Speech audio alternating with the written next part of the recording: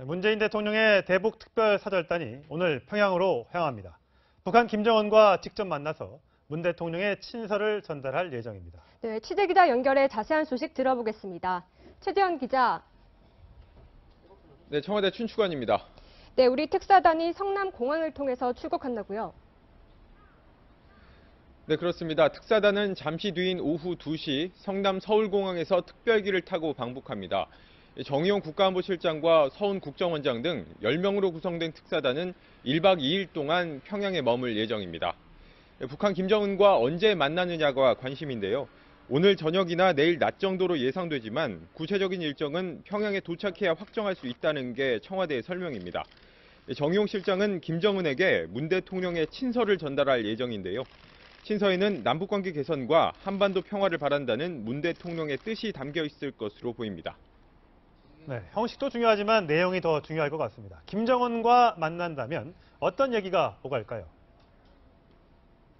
네, 일단 특사단은 김정은에게 비핵화 문제를 논의하기 위한 북미 대화가 조속히 열려야 한다고 설득할 것으로 보입니다. 남북 정상회담 개최도 타진할 것으로 예상됩니다. 일각에선 이 특사단이 북미 대화를 이끌어내기 위해 북한이 억류 중인 한국계 미국인 3명의 석방도 논의할 것이란 전망도 나왔는데요. 청와대는 이 문제는 방북 주제가 아니며 북미 예비 대화의 핵심은 비핵화라고 선을 그었습니다. 정의용 안보실장과 서훈 국정원장은 내일 방북을 마치고 돌아오면 대통령에게 방북 결과를 보고하고 이번 주 안에 미국을 방문해 트럼프 대통령과 만날 계획입니다. 또 중국을 방문해 시진핑 국가주석과 만나는 방안도 검토 중입니다. 지금까지 청와대 춘추관에서 전해드렸습니다. 네, 문재인 대통령이 모레 여야 대표회담을 제안했었는데요. 참석 여부를 놓고 고심하던 홍준표 자유한국당 대표도 결국 참석하기로 했습니다. 네, 취재 기자 연결합니다. 김민지 기자. 네, 국회입니다. 네, 문재인 대통령 취임 이후 홍준표 대표와의 청와대 회동은 처음인 거죠? 네, 그렇습니다. 홍준표 대표 측은 오늘 오전 한병도 정무수석을 통해 참석 의사를 밝히면서 문 대통령과의 첫 청와대 대면이 성사됐습니다. 홍 대표는 지난주 금요일 의제를 안보에 국한하고 실질적인 논의를 보장하는 것 이외에도 초청 대상을 원내교섭단체 대표로만 국한하자 이렇게 역제안을 했었는데요. 이미 민주평화당과 정의당 대표가 참석 의사를 밝힌 상태여서 지난해 6월과 9월처럼 또 회동이 불발되는 것 아니냐 이런 우려도 나왔었습니다. 하지만 홍 대표는 안보 상황이 엄중한 가운데 청와대에 가서 들어보겠다는 입장을 밝힌 것으로 전해졌습니다. 청와대는 환영의 뜻을 밝히면서 이번 회동을 계기로 남북관계 개선과 또 한반도 비핵화에 대한 초당적 협력이 이루어지길 기대한다. 이런 입장을 보였습니다. 자, 오늘 오후에 대북 특사가 올라가는데 여기에 대해서 오늘도 정치권이 공방을 벌였다고요? 네, 그렇습니다. 여당은 기대를, 야당은 우려를 나타내면서 서로 상반된 모습을 보였습니다. 추미애 더불어민주당 대표는 남북 정상회담과 북미 대화의 첫 단추를 가져오길 기대한다는 기대감을 보였는데요. 반면에 자유한국당 김성태 원내대표는 북핵은 폐기 대상이지 흥정 대상이 아니라면서 목적은 명확히 비핵화에 있다고 강조했습니다. 그러면서 북한의 명분만 쌓아주고 정치적으로 이용되지 않길 바란다고 경고했습니다. 지금까지 국회에서 전해드렸습니다. 네, 우리의 대북 특사 파견과 관련해 미국은 비핵화는 협상의 대상이 아니라고 밝혔습니다. 대화의 문턱을 낮추지 않겠다는 뜻을 강조한 걸로 보입니다. 네, 취재 기자 연결하겠습니다. 이상현 기자. 네, 국제부입니다. 네, 미국은 대북 특사 파견에 대해서 어떤 입장을 보이고 있나요? 네, 일단은 미국은 원칙만 강조하고 있는 모양새입니다. 미국이 북미 대화 가능성이 거론된 이후로 쭉 강조해왔던 원칙이 바로 비핵화라는 전제 조건인데요. 이번에도 마찬가지로 남북 관계의 진척은 비핵화의 진척과 반드시 함께 갈 수 있어야 하고 그러기 위해서 최대한의 압박을 가할 것이라고 미국 국무부 관계자가 밝혔습니다. 그러면서 한반도 비핵화는 타협이 가능하지 않다고도 밝혔는데요. 트럼프 행정부는 비핵화의 성과를 거두지 못했던 전임 정부들의 전철을 따르지 않을 거라고 수차례 강조해왔습니다. 자, 그런데 트럼프 대통령은 김정은과도 만날 수 있다, 대화할 수 있겠다 이런 말을 다시 한번 했다고요. 네, 트럼프 대통령은 미국 현지에서 열린 언론인들과의 만찬 자리에서 김정은과의 직접 대화도 배제하지 않겠다라고 말했습니다. 그러면서 미치광이 다루기의 위험성은 그가 해결해야 할 문제라면서 자신을 미치광이에 비유하기도 했는데요. 그런데 이 발언이 있었던 자리는 풍자와 코미디 연설로 유명한 행사입니다. 연설자는 자신을 풍자하고 또 유머와 농담을 섞어서 말해야 되기 때문에 현지 언론들도 트럼프 대통령이 실제로 북미 대화가 임박했다는 뜻으로 말을 한 것인지는 알 수 없다고 보도하고 있습니다. 트럼프 대통령은 이 자리에서 며칠 전에 북한이 전화해서 대화를 하고 싶다고 말했고 자신은 그러려면 비핵화해야 한다고 대답했다고도 말했습니다. 네, 그런데 트럼프 대통령이 이 자리에서 요즘 어수선한 백악관 상황에 대해서도 농담을 했다고 하는데 무슨 내용입니까? 네, 트럼프 대통령은 최근 백악관을 둘러싼 논란에 대해서도 농담을 섞어 말했습니다. 최근 자신의 사위인 제러드 쿠슈너의 기밀 정보 접근권이 강등된 상황을 빗대어서 내가 오늘 늦은 건 쿠슈너가 보안을 통과하지 못했기 때문이라고 말해서 좌중의 웃음을 샀고요. 또 마이크 펜스 부통령에 대해서는 견습생이라고 표현하면서 매일 아침 펜스 부통령이 자신에게 아직 탄핵당하지 않았느냐라는 질문을 한다고 농담을 하기도 했습니다. 지금까지 국제부에서 전해드렸습니다. 네, 오늘 오후 대북 특별사절단이 11년 만에 방북합니다. 자세한 이야기 조한범 통일연구원 선임 연구위원 김성진 정치부 차장과 얘기 나눠보겠습니다. 어서 오세요. 네. 네, 김 차장, 오늘 우리 특사단이 1박 2일 일정으로 성남 공항을 통해 출국했다고요? 출국을 할 예정입니다. 오늘 오후 2시에 네. 출국할 예정이고요. 네네. 그 면면이 어제 공개가 됐습니다. 네. 일단은 정의용 국가안보실장 그리고 서훈 국정원장을 단장으로 해서 지금 뭐 천혜성 통일부 차관 등을 비롯해서 쭉 멤버들이 나오고 있는데 예. 대표 사절인데 지금 역대과 비교를 해봐도 규모가 상당히 큽니다. 예. 네, 그래서 청와대에서도 김여정이 김정은 특사로 왔던 고위급 대표단에 대한 답방 형식이기 때문에 우리도 고위급 형태의 특별 사절단을 구성을 했다. 대규모 메모드급을 구성을 했다. 이렇게 얘기를 하고 있습니다. 예. 그러니까 서훈 국정원장은 북한 통이고, 그다음에 정의용 안보실장은 미국 통이고, 이렇게 이제 투톱을 내세웠다 이렇게 보면 되는 거죠. 네, 그렇습니다. 나름 고심도 있습니다. 그래서 지금 우리 현 정부와 밀접한 관심이 있어야 되는 부분이 있는데 크게 4가지 기준이 있었습니다. 그래서 일단 무게감이 있어야 되고요. 두 번째는 이 부분에 있어가지고 어느 정도 미국과의 라인이 있어야 됩니다. 지금 북한의 의사와 미국의 의사를 중매하는 입장이기 때문에 미국에 대한 라인이 있는 인물이 됐어야 됐었고, 그리고 대통령의 의중을 잘 아는 측근 청와대 인물이 포함될 필요가 있었고요. 마지막으로 이제 북한에서 어느 정도 이해가 있어야 되는데 네. 이 부분에서 가장 지금 근접한 사람이 정의용 국가안보실장이었습니다. 그래서 네. 그리고 NSC 상임위원장이기 때문에 통일부와 국방부 여러 가지 부처를 아우르고 외교안보를 컨트롤하는 타워이기 때문에 지금 정의용 실장이 나서는 게 대외적으로도 그렇고 국내 정치적으로도 좀 부담이 덜한 인사가 아니었나 이렇게 해석을 하고 있습니다. 나중에 미국을 방문해서 대북 특사단의 어떤 방문 성과를 설명하기 위한 의도도 있다, 이런 분석도 있더라고요. 네, 이번 방북이 끝나고 나면 곧바로 지금 정의용 실장 그리고 서훈 국정원장 단 2명은 바로 또 미국으로 떠나게 예정입니다. 문재인 대통령한테 귀국 보고를 한 다음에 바로 직후에. 네, 그래서 지금 김정은의 의중이 뭔지 그리고 지금 문재인 대통령이 또 설명하는 추가적인 메시지를 들고 미국을 방문을 해서 이번 방북 결과에 대해서 트럼프 대통령과 만나서 이런 얘기를 전달하는 메신저 역할을 할 예정입니다. 예. 이번 그 특사단에 포함된 사람 중에 눈에 띄는 사람이 윤건영 청와대 국정상황실장입니다. 네. 윤건영 실장이 포함된 이유는 어떻게 해석할 수 있습니까? 근데 전체적인 규모가 다 좀 차관급이고 장관급이다 보니까 예. 좀 실무적인 차원에서 일할 사람이 필요하다라는 인식이 있어서, 그리고 가장 대통령이 신뢰하는 지금 비서관입니다. 그래서 지금 윤건영 상실장이 포함이 됐고요.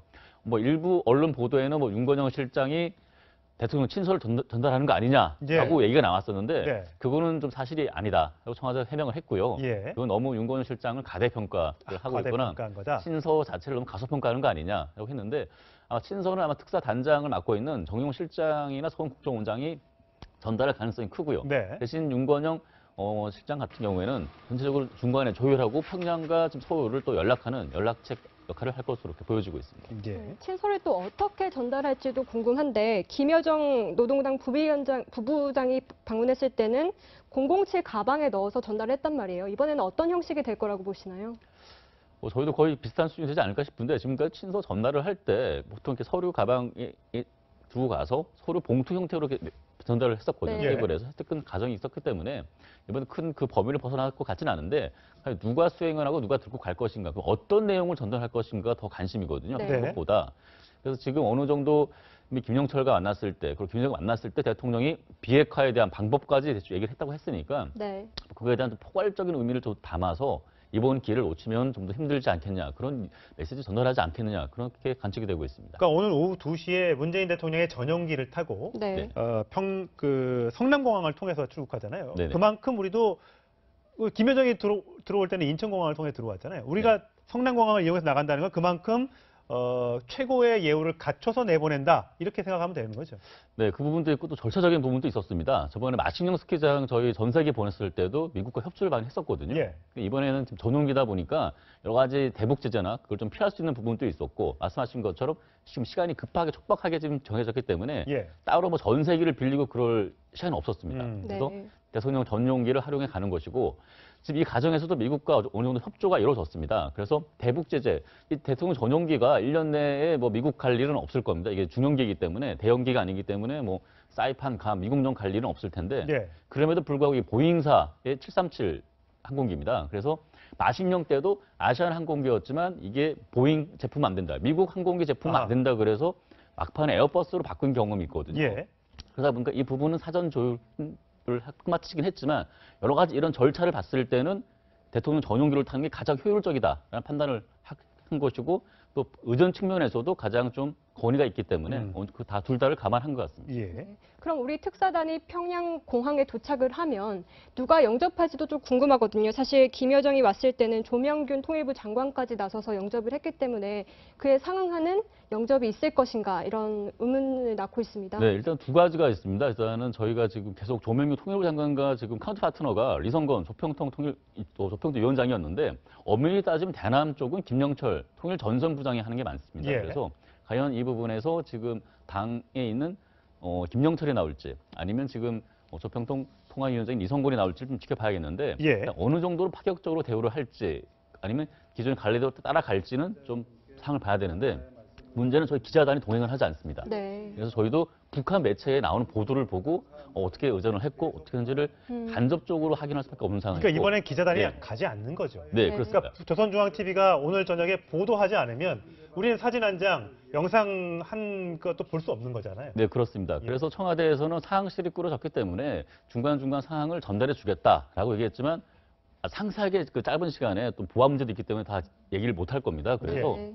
그런 사진이나 그런 영상, 어떤 구체적 내용들은 내일 아침 노동신문, 오늘 조선중앙TV를 보고 간접적으로 좀 해석을 해야 될 네. 부분이 분명히 있습니다. 우리가 노동신문보다 늦는 상황이 발생하겠군요. 네. 자, 지금까지 형식적인 측면을 좀 짚어봤고 내용 측면이 정말 중요하지 않겠습니까? 자, 김정은은 지금까지 한 번도 그 국제사회에 대비를 한 적이 없습니다. 우리 측 인사와도 만나서 무슨 얘기를 나눴다는 얘기를 들어본 적이 없고요. 어떤 스타일을 보일 걸로 예상이 됩니까? 일단은 뭐 지금 김정은 집권 이후에 김정은이 만나는 최고위급 인사가 이제 정영 단장을 포함한 이번에 대표단일 것 같고요. 예. 그렇기 때문에 이제 김정은의 입장에서는 자신의 스타일과 권위나 여러 가지 어떤 정치적 정체성이 외부에 드러나는 첫 순간이거든요. 그렇기 때문에 뭐 상당히 준비를 많이 했을 것 같고요. 예. 일단은 뭐 매우 노련한 어떤 정치 지도자로서의 모습을 보이는데 주력을 할 것 같습니다. 형식적으로는. 그러면 가면은 이제 실무적으로는 또 어떤 논의를 할지가 궁금한데, 지금 북한은 계속해서 한미 연합훈련에 대해서 이제 딴지를 걸고 있단 말이에요. 그래서 조선중앙통신은 미국이 합동 군사 연습을 감행한다면 북한은 북한식 대응으로 미국을 다스릴 거다, 이런 얘기까지 했습니다. 어떻게 보시나요? 이제 그런 보도도 있지만요. 3월 3일자 조선중앙통신이 이제 북한 외무성 대변인과의 어떤 인터뷰 형식으로 얘기를 한 부분을 보면 네. 우리는 미국과 대화할 용의가 있다. 그러나 동등한 입장에서 북한은 이제 상호를 호상이라고 그러는데요. 네.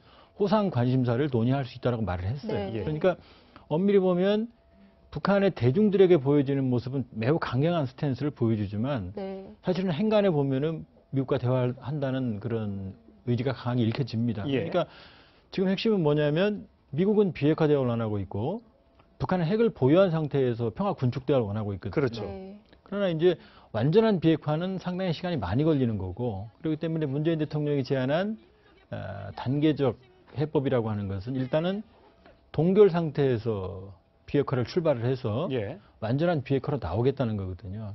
근데 동결도 사실은 단계가 복잡합니다. 가장 첫 번째 단계가 모라토리엄 선언입니다. 그건 뭐냐면 더 이상의 핵실험과 미사일 발사는 안 하겠다라는 게 첫 번째 예. 단계고, 이건 동결 단계입니다. 네. 두 번째 동결 단계는 봉인이죠. 관련된 시설들을 모두 잠가버리는 거예요. 예. 그리고 세 번째는 디세이블먼트, 불능화 단계입니다. 영변 냉각탑 폭파처럼 시설들을 완전히 폐기시켜버리는 거예요. 예. 그럼 이것들이 이제 세 단계가 진행이 되면 말대로 진행이 됐는지를 검증하는 사찰 단계가 있습니다. 네. 이제 주로 이제 IAEA가 하게 될 건데, 그럼 이 네 가지 단계가 이제 동결 단계인데, 그럼 이 네 가지 단계를 동시에 할 수는 없죠. 네. 그러니까 지금 미국이 요구하고 있는 비핵화의 명시적인 북한 행동은 사실은 모라토리엄 선언입니다. 네. 네. 더 이상 안 하겠다. 근데 이건 가능해요. 왜 가능하냐면 북한이 국가 핵무력 완성을 이미 선언해 버렸거든요. 예. 그 이야기는 당분간은 안 한다는 얘기입니다. 그러니까 그렇게 해석할 수 있는데요. 그렇죠. 그건 이제 네. 명시적으로 해달라는 얘기거든요. 제가 보기에는 거기까지 얘기가 된 것 같아요. 예. 그게 안 됐다 그러면은 지금 대규모 사절단이 가고 오자마자 바로 미국으로 날아갈 리가 없거든요. 성과가 없다면 날아갈 예. 수가 없죠.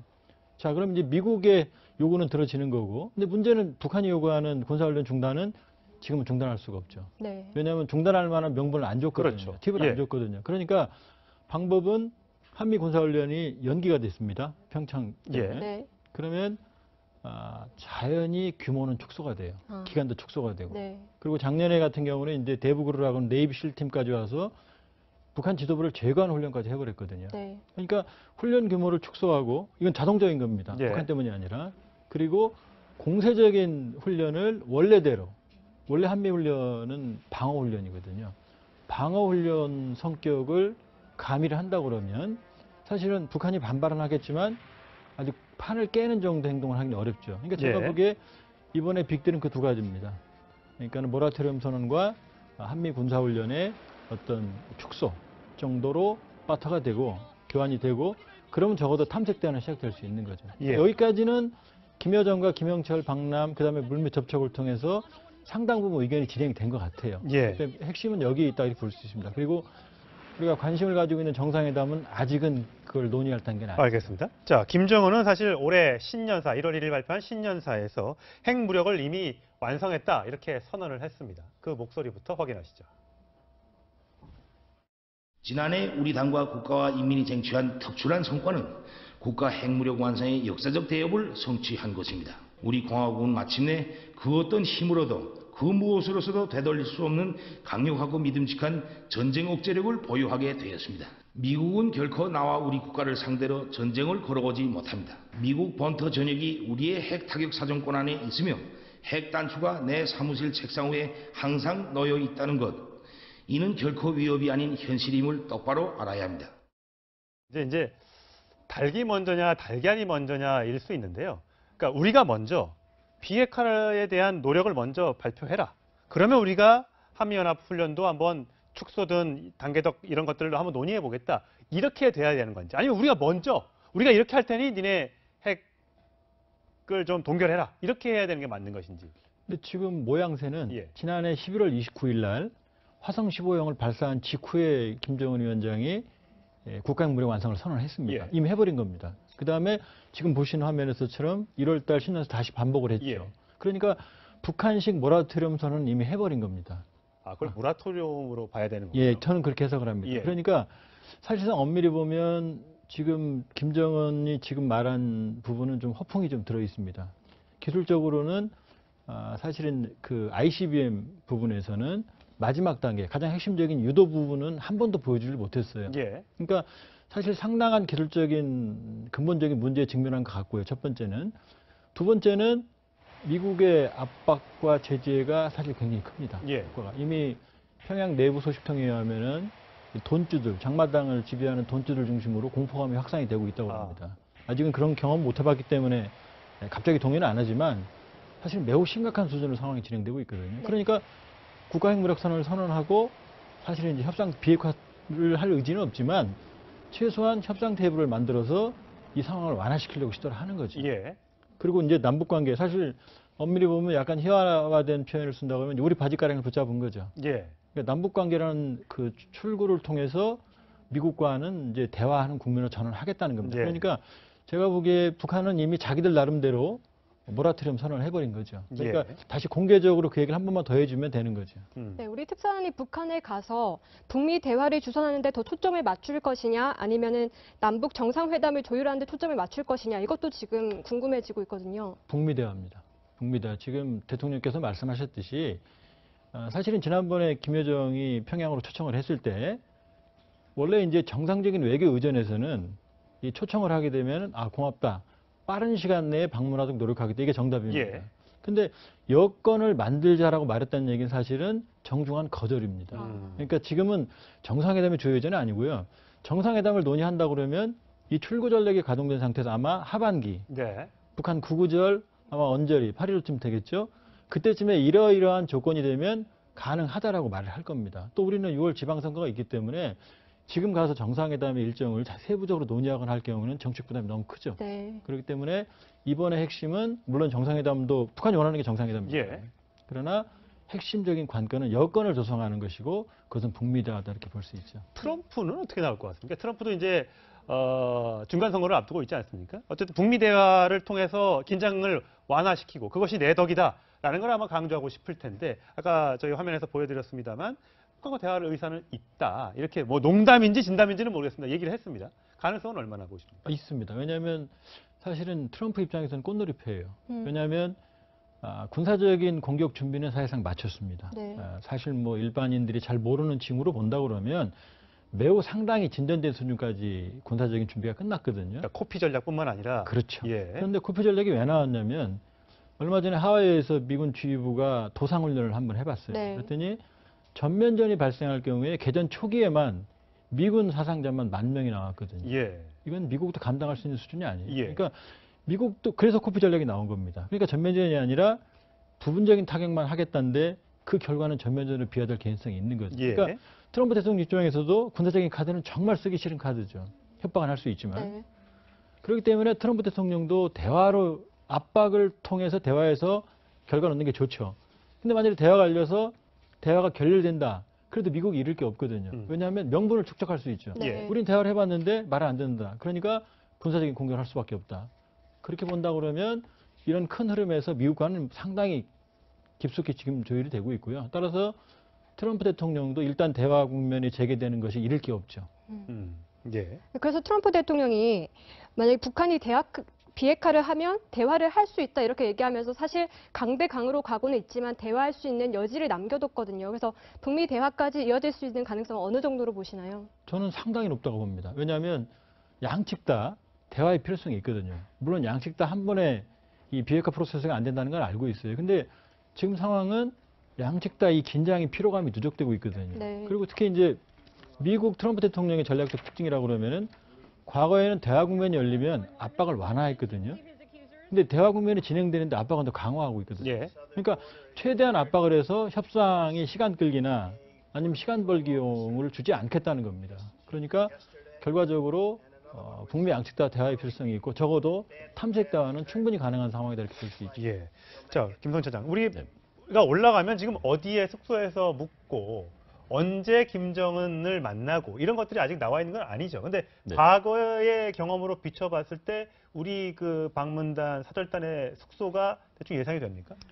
지금 말씀하신 것처럼 청와대에서 공식적으로 이번 일정에 대해서 밝힌 건 없습니다. 다만 알고는 있는데 안 밝히는 거죠? 왜냐하면 북한에서 공개하기 전까지는 밝히기가 어렵다. 왜냐하면 또 어떻게 바뀔 수가 예. 알 수가 없기 때문에 섣불리 바뀔 수가 없다는 부분이 있는데 통상적으로 저희 어떤 특사나 국가 정상급이 가면은 백화원 초대소라고 거기에서 많이 북한 백화원 초대소. 네, 어떤 거기서 곳입니까? 주로 많이 머물고 있는데 말씀드린 것처럼 지금 대외 정상들이나 해외 기빈들이 왔을 때 네. 그때 접대를 하거나 숙소 형태로 쓰는 곳입니다. 있고 또 별도로 저번에 또 저희 그 박주호 대표나 갔을 때 정도영 국무 장관 갔을 때는 또 대동강 영빈관에서 또 한번 회담을 했었거든요. 예. 그래서 장소는 백화원 또는 영빈관 두 군데를 보고 있는데 통상적으로 숙소는 거기다가 고려 호텔까지 여러 가지가 지금 고민이 되고 있는 것 같습니다. 그래서 예. 네. 추측은 가능한데 공개하기 전까지는 알 수가 없다. 그런 부분도 있고 만약에 김정은과 만난다면 어디서 만날 것인가에 대한 관심도 높은데 통상적으로 저희가 뭐 주석궁이나 아니면 노동당 당사를 갈 리는 없을 겁니다. 네. 저희 가서 핵 버튼을 볼 리는 없을 것 같고. 예. 네.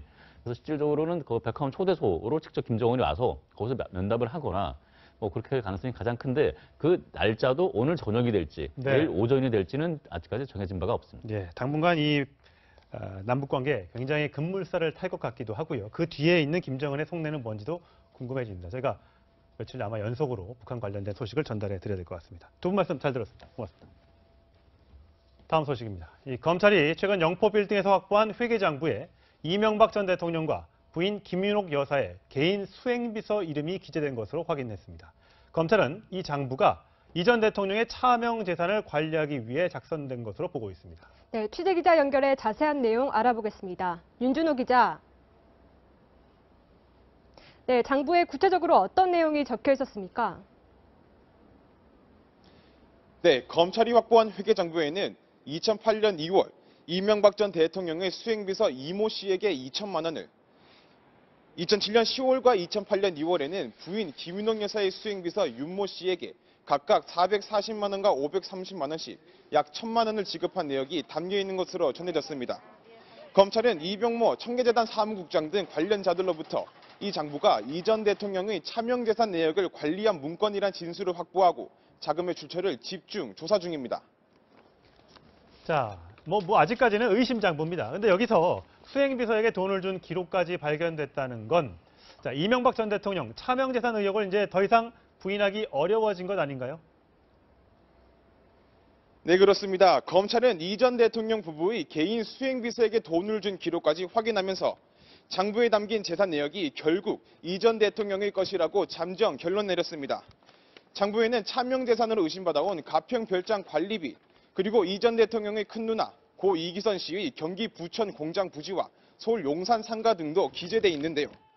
이미 이병모 청계재단 사무국장의 공소장에 이 전 대통령을 다스 실소유자로 적시한 검찰은 장부에 포함된 재산 내역 역시 이 전 대통령이 개인 용도로 사군고처럼 쓴 것으로 판단하고 있습니다. 지금까지 서울중앙지검에서 전해드렸습니다.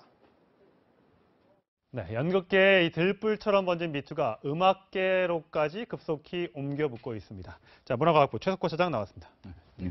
자, 최 차장, 이 남궁현 씨에 대한 폭로가 벌써 4번째 나왔다면서요? 네, 어제부로 네 번째 폭로가 나온 겁니다.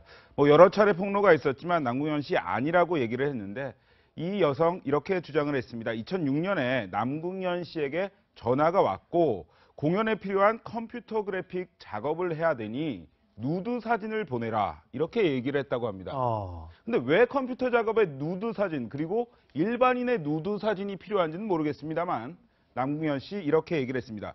그 피해 여성 이런 말이 참 가슴에 와닿습니다. 당시 문화예술계 그리고 대중음악계에서 힘이 있었던 남궁현이라는 사람이어서 거부하지 못했다. 그리고 자신의 권력을 이용해서 나를 노리게 삼았다. 이렇게 이야기를 했습니다. 네. 자, 네 사람의 이 폭로를 보면 비슷한 점이 있습니다. 신체 노출 요구라는 공통점이 존재하는데 앞서 이 채널A와의 인터뷰한 피해자 주장하는 A씨 역시도 같은 입장을 내놓았었는데요. 그 목소리 육성으로 확인하시겠습니다. 간절했거든요. 박문현 쌤 전화 온 게 2017년에 나의 뭔가 한 줄기 빛? 나도 뭔가 잘 될 수 있겠거니? 좀 생각한 것도 없잖아. 날 이제 믿으면은 뭐 벗어봐 이러는 거예요. 벗어보라. 제가 웃었어요. 너무 말도 안 돼서 벗으라고 했더니 벗어보면 내가 너한테 왜 그랬는지 얘기해줄게 이러는 거예요. 그래서 제가 싫다고 했어요. 자, 남궁현 씨는 이것이 이유가 발성 연습을 위한 거다 이렇게 했다는데 이게 가능하고 맞는 얘기입니까?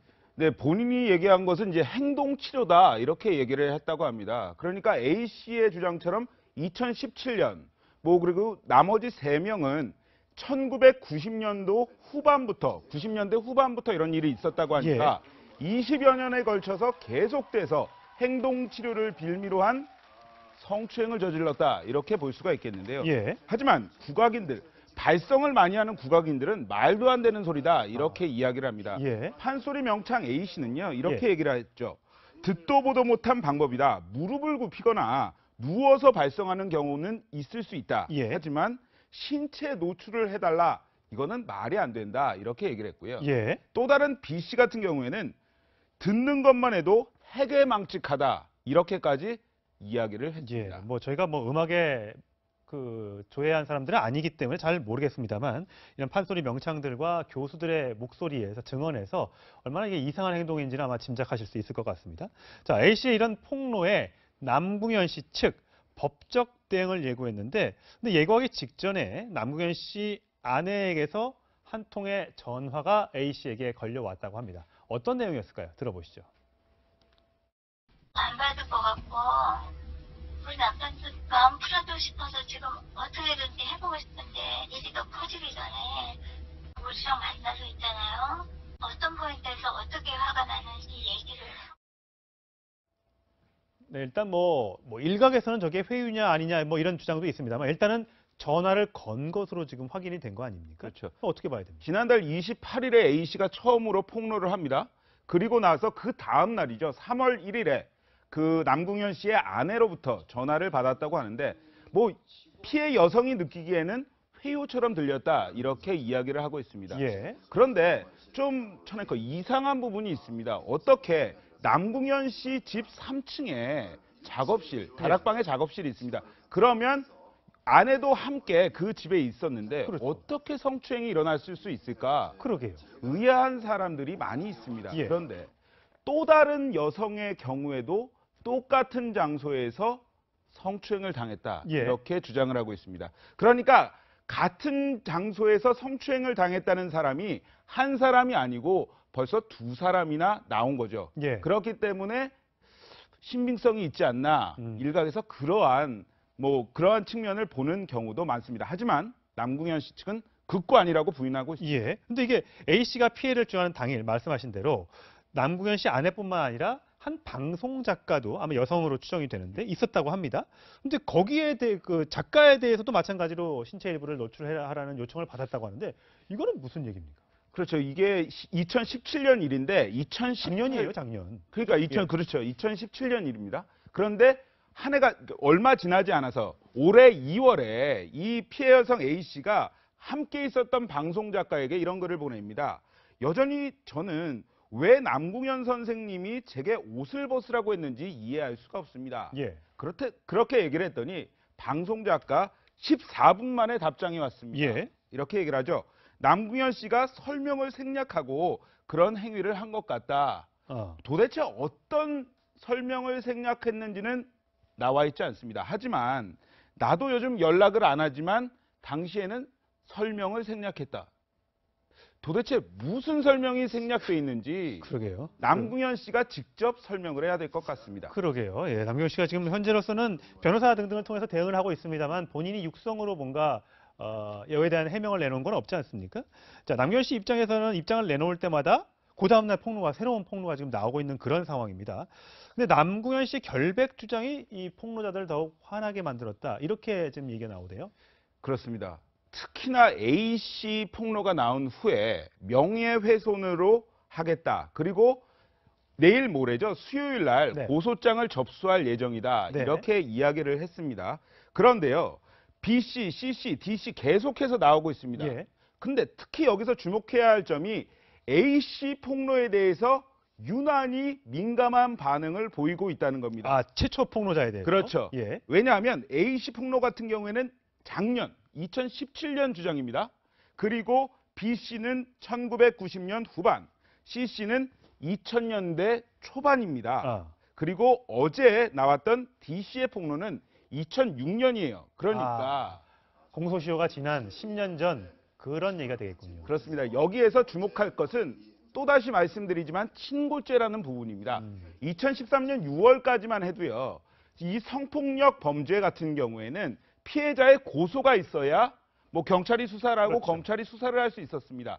하지만 2017년 작년 같은 경우에는 고소가 아니더라도 경찰이나 수사기관에서 수사를 할 수 있는 사건입니다. 그렇군요. 그렇기 때문에 남궁현 씨 측은 이러한 A 씨 주장이 사실이 아니라는 것을 확실히 매듭지음으로 해서 다른 사건으로 불똥이 튀지 않게 하려는 어떠한 전략을 세우는 것 같다. 예. 이러한 이야기도 나옵니다. 괜히 전 사건까지 들춰내서 명예훼손이나 무고를 경우에 진위 여부를 확인하려면 또 수사기관에서 나서야 합니다. 그렇군요. 그렇기 때문에 본인이 더 큰 타격을 입을 수 있다. 예. 이러한 계산까지 하는 것으로 보입니다. 예, 또 다른 미투 폭로의 당사자 또 한번 알아보겠습니다. 고은 시인인데요. 자, 성추행 논란에 휩싸인 이후에 이제 언론 접촉을 피해 왔었습니다. 몸이 아파서 병원에 입원했다는 소식도 들리고요. 첫 번째 공식 입장을 내놨는데 우리 언론이 아닌 외신을 통해서였습니다. 최석호 차장 어떤 내용인지 소개를 해주시죠. 네, 딱 두 가지입니다. 어제 가디언지에 소개가 됐는데요. 영국. 그렇습니다. 한국 언론과는 단 한 번도 인터뷰를 하지 않았습니다. 지난달 14일에 최영미 시인이 폭로를 한 이후에 예. 한 보름 넘게 지났음에도 불구하고 단 한 번도 언론에 나서지 않았습니다. 네. 그런데 영국과 언론 인터뷰를 했습니다. 예. 딱 중요한 것은 두 가지입니다. 나는 상습적으로 성추행을 하지 않았다. 그리고 시인의 명예를 걸고 나는 펜을 들고 계속 집필을 해 나갈 예정이다. 네. 이렇게 이야기를 했습니다. 나 자신과 내 아내 얘기도 했네요. 그렇습니다. 나와 내 아내를 걸고 명예를 지키겠다. 예. 전혀 사실이 아니다. 부끄러운 일 한 적 없다. 이렇게 예. 얘기를 했습니다. 네. 이에 대해서 최영미 시인 다시 한번 반박을 했죠. 괴물에 대해서 나는 사실만을 말했을 뿐이다. 문화예술계 성폭력 조사기구가 출범한다면 좀 더 자세히 밝히겠다.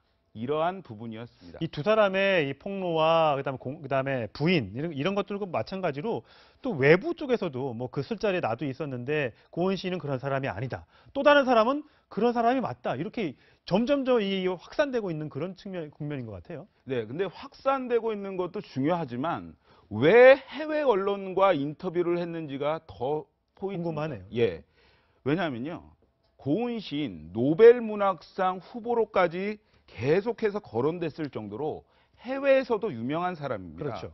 외국에서는요, 설마 하는 분위기까지 있다고 합니다. 그렇게 유명한 사람이 설마. 이렇게 보면요, 최영미 시인 같은 경우에도 성폭력 기구가 출범을 한다면 좀 더 정확히 밝히겠다라고 말한 이유를 살펴볼 수가 있습니다. 예. 왜 그렇겠습니까?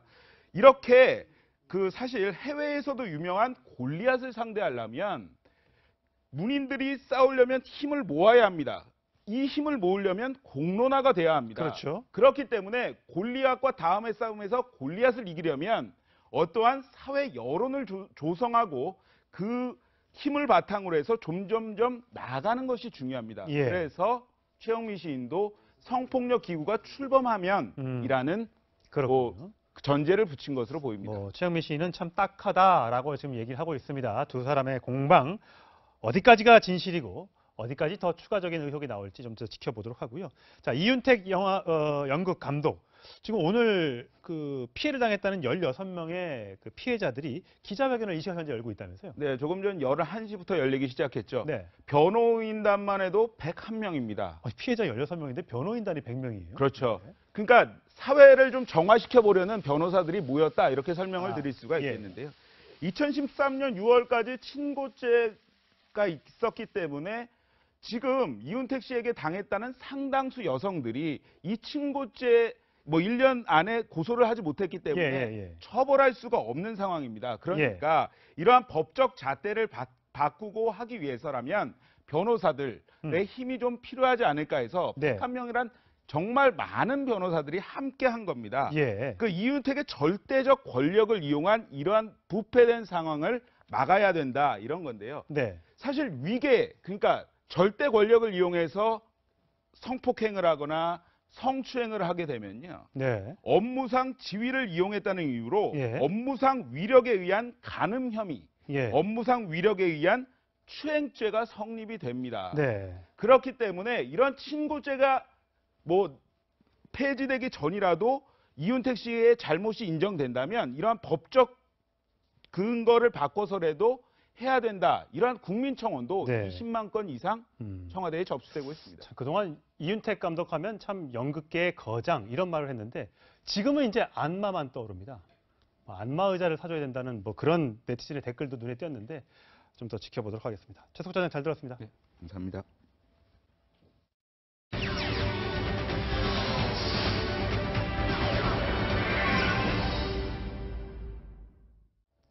오늘의 333 뉴스 먼저 사회 뉴스입니다. 어젯밤 서울 서초구 남부순환로 승합차가 빗길에 미끄러지는 사고가 있었습니다. 바로 이 노란색 승합차인데요. 운전석 쪽이 크게 찌그러져 구조대가 문을 뜯어내고 갇혀있던 운전자 65살 이모 씨를 급히 구조해냈습니다. 다행히 인명피해는 없었는데요. 빗길 운전 조심하셔야겠습니다.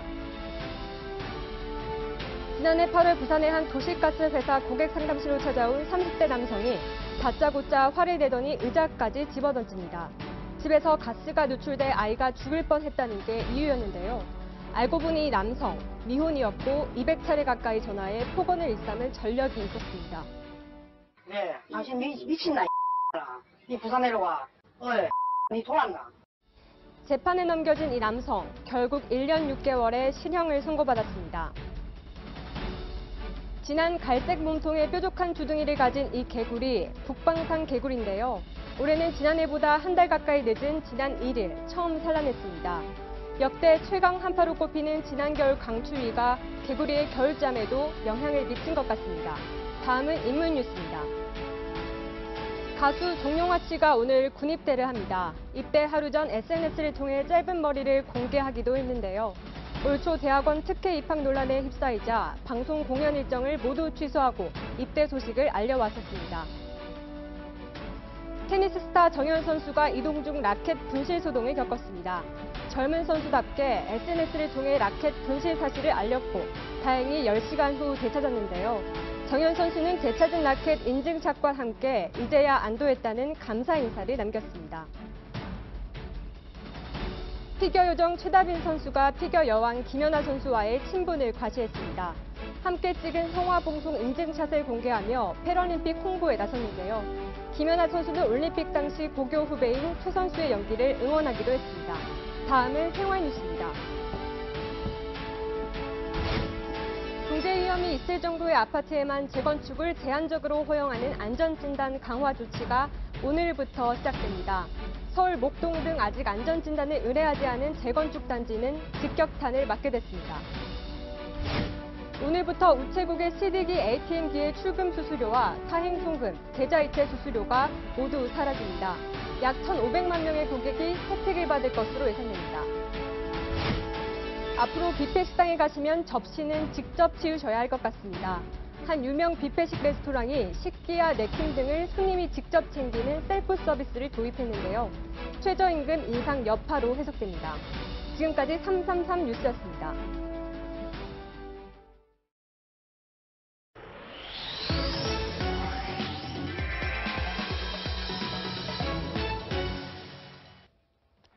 네, 오늘 현장 출동 오랜만에 출동합니다. 서울에 있는 은혜초등학교로 가보겠습니다. 사흘 전에 개학했는데 개학 첫날 학생은 4명만 등교를 했고요. 담임교사는 배정조차 되지 않았습니다.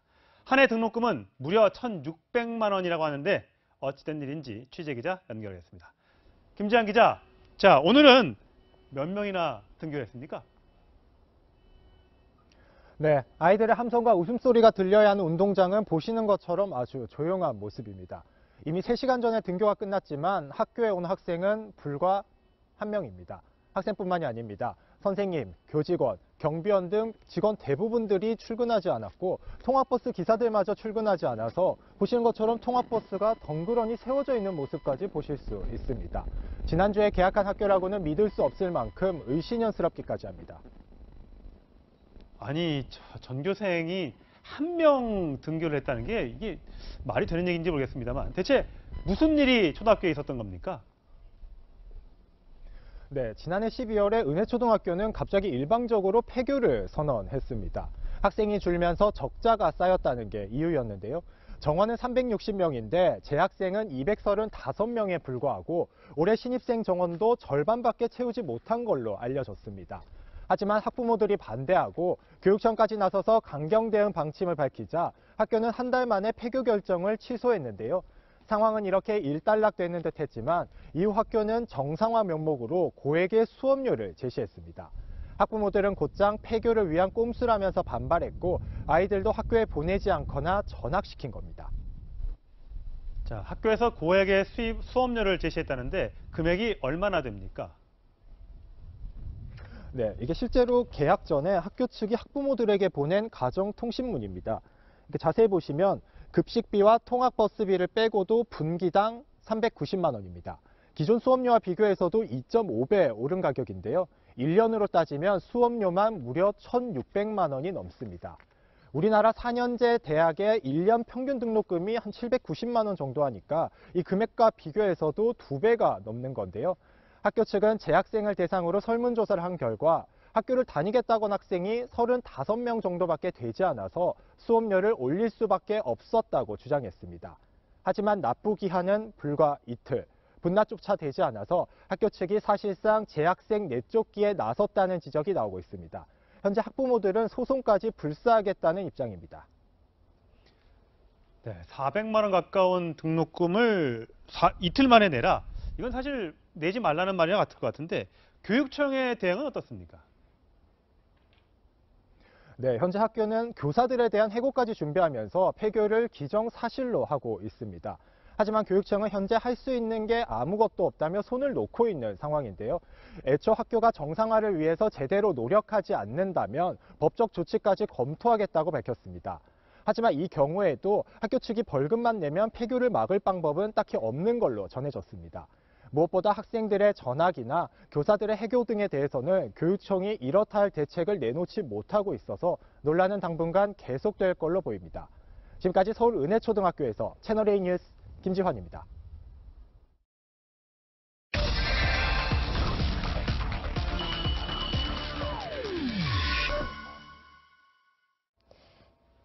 지난달 야간 작업을 하던 환경미화원이 청소차에 끼어 숨지는 사건이 있었죠. 모두가 자는 시간 묵묵히 거리를 빛나게 하는 환경미화원들이 그야말로 안전사각지대에 놓여 있습니다. 직접 체험한 황규락 기자와 자세한 얘기 나눠보겠습니다. 황 기자 어서 오세요. 네, 황 기자가 직접 체험한 영상을 보면 계속 깜깜해 보이던데 도대체 몇 시부터 일과가 시작되는 건가요? 네, 제가 이분들의 일과를 한번 준비를 해봤습니다. 먼저 새벽 1시에 출근을 하시고요. 네. 그다음에 작업복을 입고 이제 준비를 완료한 후에 새벽 4시까지 골목을 돌아다니면서 쓰레기를 한데 모으는 작업을 합니다. 네. 그리고 그 다음엔요, 이 모은 쓰레기를 다 청소차에 싣고 집화장을 오가는 일을 한 10번 정도 반복을 합니다. 10번이나요? 네, 쓰레기가 네. 많다는 거죠. 그 이후에는 아침 식사를 하시고요. 네. 바로 또 이 못다한 골목 쓰레기 정리를 계속 이어가고요. 그 다음에는 우리가 대형 폐기물이라고 하죠. 뭐 네. 책상이나 또는 뭐 침대라던가 이런 규모가 큰 쓰레기들을 잘게 조개서 다시 또 집화장에 버리는 일을 반복하는데 이러면은 퇴근 시간이 한 점심쯤 12시쯤 됩니다. 네. 그런데 또 이제 휴일이나 또는 명절 같은 날에는 쓰레기가 또 많잖아요. 네. 그런 날 같은 경우에는 오후 뭐 3시, 4시까지 이 일이 반복된다고 합니다. 네, 그러면 무려 12시간 넘게 일을 하는 셈인데 이렇게 오래 근무를 하고 또 깜깜한 곳에서 근무를 하다 보면 여러 위험 요인들이 많을 것 같아요. 네, 그렇습니다. 이 도로가에 버려진 이 쓰레기를 치우다가 교통사고가 나는 경우도 있고요. 네. 또한 이 눈이 온 다음 날 이 빙판길에 미끄러져서 넘어져서 다치는 경우도 많습니다. 네, 환경미화원 이야기를 직접 들어보시겠습니다. 중앙선을 새벽에도 어떨 때는 들어가야 돼. 왜냐하면 스티로폴이라든가 뭐 이런 것들이 날려 있을 때가 있거든요. 그럼 잡초를 이렇게 제거 작업하고 있는데 차가 와서 박더라고. 그래도 신호등이 내 앞으로 이렇게 떨어지더라고. 네, 신호등이 앞에 떨어졌다니 아찔한데요. 얼마 전에 청소차에 끼어 숨지는 사건이 있었는데 이런 인명피해는 어느 정도 되는 건가요? 네, 작업 환경은 굉장히 열악합니다. 사망 사건은요, 지난 2년간 27명 네. 사망을 하셨고요. 이 부상자는 760명이 넘을 정도입니다. 제가 예상한 것보다 훨씬 높은 수치네요. 네, 그렇습니다. 저와 함께 일하던 환경미화원분도요, 이 작업 중에 오른쪽 인대를 다치셔서 네. 뭐 제대로 걷지도 못할 정도셨습니다. 그리고 청소차에 매달리다가 떨어져서 다친 경우도 많았는데 사실 청소차 뒤에 이렇게 매달리는 것 자체가 불법입니다. 그런데 네. 제가 해보니까 매달리지 않는 게 오히려 불가능해 보이더라고요. 왜냐하면 이 골목길에 청소차가 다니면 이 뒤를 계속 뛰어서 쫓아다녀야 하기 때문인데 하루 종일 이 청소차를 따라서 뛰어다니는 것 자체가 불가능하고요.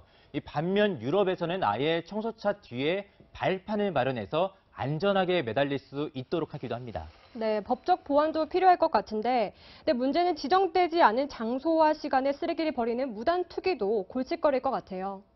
네, 그렇습니다. 무단 투기 정말 많았습니다. 네. 문제는 치우고 돌아서면 그 자리에 또 쓰레기가 쌓여 있다는 건데요. 네. 원래 쓰레기를 버리는 시간이 지자체별로 정해져 있는데 제가 갔던 곳은 저녁 6시부터 12시까지였습니다.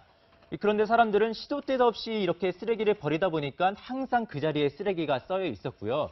이렇다 보니까 분명 다 치웠는데 아니 왜 쓰레기를 안 치워주냐는 이런 주민들의 민원도 많았습니다.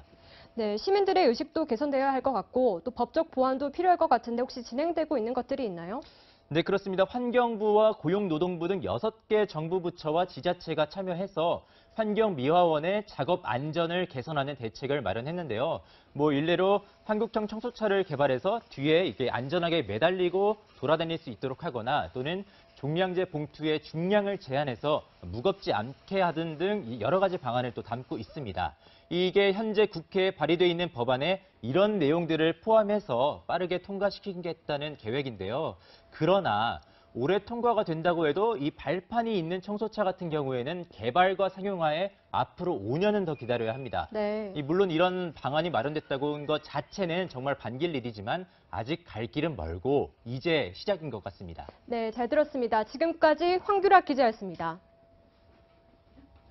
봄 기운을 북돋아줄 비가 전국을 촉촉히 적셨습니다. 지금은 비구름대가 빠져나가고 대부분 지역에서 하늘이 개고 있는 모습인데요. 서울에서도 이렇게 햇살이 밝게 드러나고 있는 모습입니다. 오늘 퇴근길에는 우산 없이 귀가하셔도 좋겠습니다. 앞으로 강원 산지와 영동 지역에는 눈이 조금 더 내린 뒤 오후에는 대부분 그치겠고요. 중부 지역도 맑은 하늘을 차차 되찾겠습니다. 남부 지방은 오늘 구름이 많아서 흐린 하늘 보이겠습니다. 오늘 낮 기온은 전국이 10도 안팎으로 크게 올라서 춥지 않겠습니다. 서울과 부산이 9도 예상하고 있습니다. 내일은 절기 경칩입니다. 전국이 맑겠지만 아침에는 곳곳이 영하권으로 내려가는 등 오전에는 반짝 추위가 찾아오겠습니다. 해빙기인 요즘 겨우내 얼어붙었던 땅이 녹고 또 여기에 비까지 내리면서 안전 위험성이 높아졌습니다. 축대 붕괴 위험은 없는지 잘 살펴주시고요. 배수로가 토사 등으로 막혀 있진 않은지 점검이 필요한 시기입니다. 한 차례 내린 비로 도로 곳곳이 미끄럽습니다. 오가는 길 서두르지 마시고 조심 운전해 주셔야겠습니다. 지금까지 광화문에서 채널A 뉴스 남혜정입니다.